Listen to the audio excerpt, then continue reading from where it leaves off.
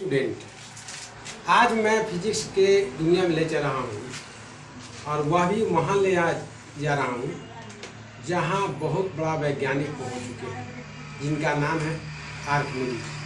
हाँ, आर्किमिडीज यूनान में जन्मे थे और पूरा दुनिया को एक ऐसा चीज़ दे दिया जो सब दिन काम आने वाला है, जिसको आर्किमिडीज सिद्धांत कहते हैं। क्या आप बता सकते हैं कि आपको बाल्टी जब कुआं में भरा हुआ रहता पानी से तो हल्का क्यों प्रतीत होता है? क्या आप बता सकते हैं कि स्विमिंग पूल में तैरते हैं तो आप उबला क्यों जाते हैं? क्या आप बता सकते हैं कि आप अगर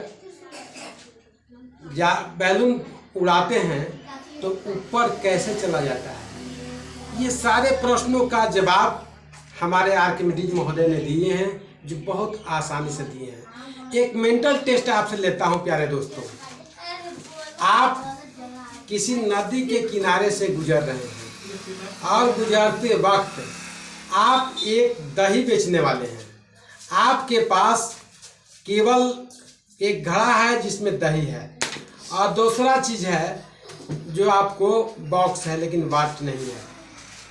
तो आप अगर कोई दही खरीदने के लिए आता है तो उस स्थिति में आप कैसे देंगे? ध्यान सुनिएगा। अगर आप दही बेच रहे हैं, दही लेने वाले आ गया, आपके पास केवल बाट है, तराजू नहीं है, आप कैसे उसे दीजिएगा? बहुत आसान नियम है, वह आर्किमिडीज सिद्धांत पर आधारित है। आप उस बर्तन को ले जा करके और तालाब में डाल दें। जब भी तालाब में डालते हैं तो एक निशान तक पानी पहुंच जाता है। उस निशान को काट लें। आप काटने के बाद फिर उसमें बटखरा को डाल दें जितना बेचना है, और तब तक उसमें से दही निकालते जाएं जब तक कि वह चिन्ह पानी के पहले वाला पानी के बराबर न हो जाए। अगर उसको आप निकाल लेते हैं तो आपको एग्जैक्टली जितना चाहिए उतना ही वजन का आपको दही होगा।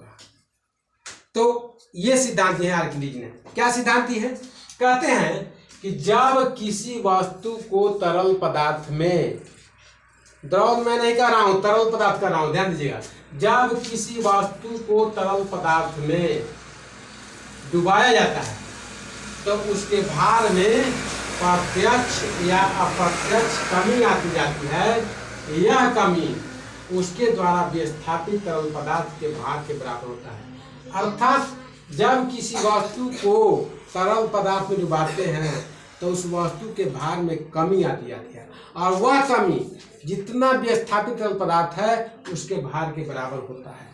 हाँ, मैंने कहा है आप लोग को कि स्विमिंग पूल में तैरे हैं, देखिए उसके आधार पर आधारित है उत्प्लावकता एवं उत्प्लावन बल। उत्प्लावन बल, बायंसी एंड बायंट फोर्स। उत्प्लावन बल पर क्या है, बायंट फोर्स क्या है? उत्प्लावन बल, जब किसी वस्तु को तरल पदार्थ में डुबाया जाता है तो तरल पदार्थ से ऊपरी मुखी एक बल लगता है, जिस बल को उत्प्लावन बल कहते हैं। जब हम तालाब में नहाते हैं तो अंदर से एक बल लगता है, जो लगता है कि हमको ऊपर की ओर फेंक रहा है, हमको अंदर नहीं जाने देता। उसी बल के उत्प्लावन बल कहते हैं दोस्त। और इस क्रिया को या इस परिघटना को उत्प्लावन बल, उत्प्लावनता कहते हैं, और इस परिघटना को उत्प्लावकता कहते हैं। आपको याद हो गया होगा कि जब किसी वस्तु को तरल पदार्थ में डुबाया जाता है तो अंदर से एक बल लगता है, उस बल को उत्प्लावन बल, इसके अर्थ को उत्प्लावकता कहते हैं। और यह विस्थापित तरल पदार्थ के भार के बराबर होता है। तो आपको समझ में आया गया होगा। यह परीक्षा के लिए मस्ट है और यह उपयोग में भी आने वाला चीज़ है। थैंक यू, धन्यवाद। और सब्सक्राइब करेंगे, लाइक करेंगे।